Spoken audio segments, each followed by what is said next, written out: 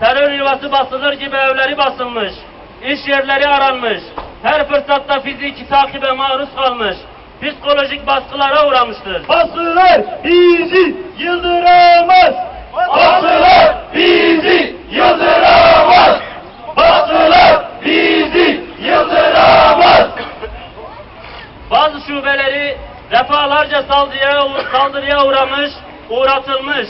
Nihayetinde 5 Mayıs 2011'de Hakkari Yüksekova Şubesi yakılmaya çalışıldığı sırada dernek başkanı Ubedullah Durna hunhar bir şekilde katledilmiştir. Tekbir! Allahu Ekber! Allahu Ekber! Allahu Ekber!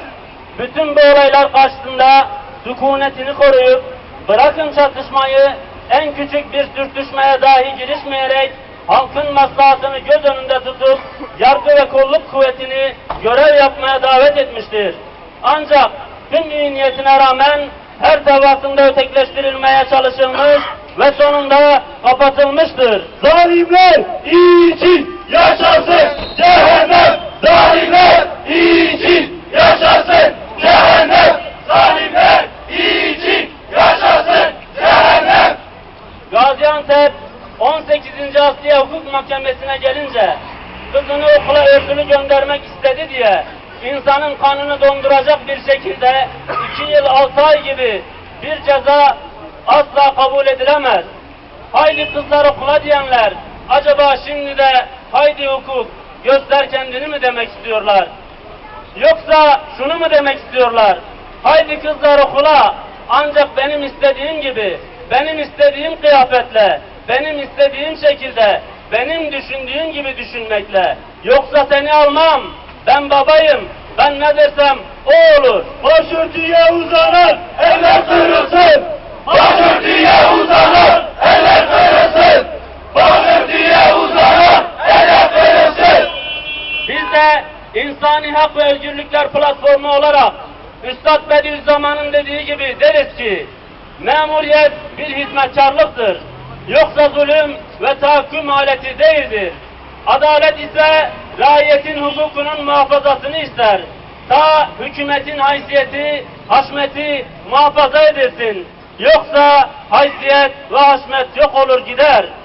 Böyle haksız bir karar ile gelen mahkumiyet elbette ruh-i zeminde adalet varsa o kararı red ve bu hükmü nesedecektir.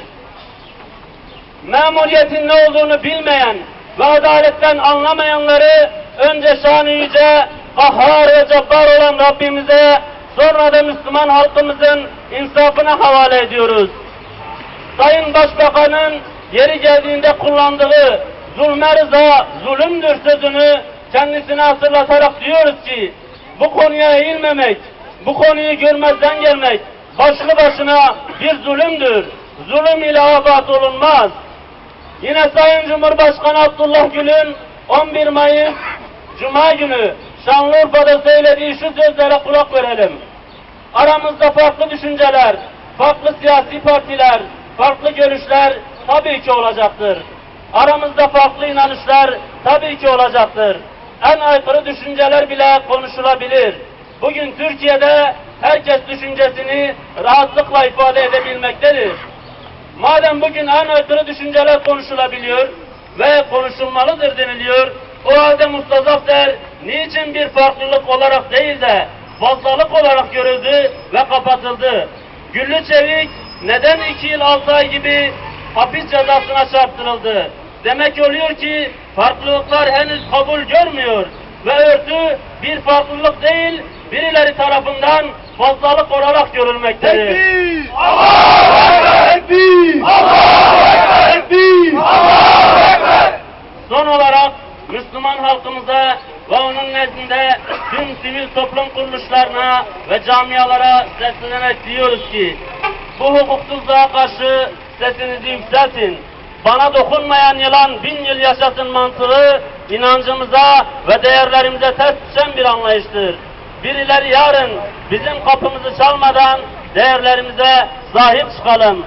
Saygılarımızla İnsani Hak ve Özgürlükler Platformu İNHAP adına Vahdet, Eğitim, Kültür ve Yardımlaşma Derneği Vahdetler.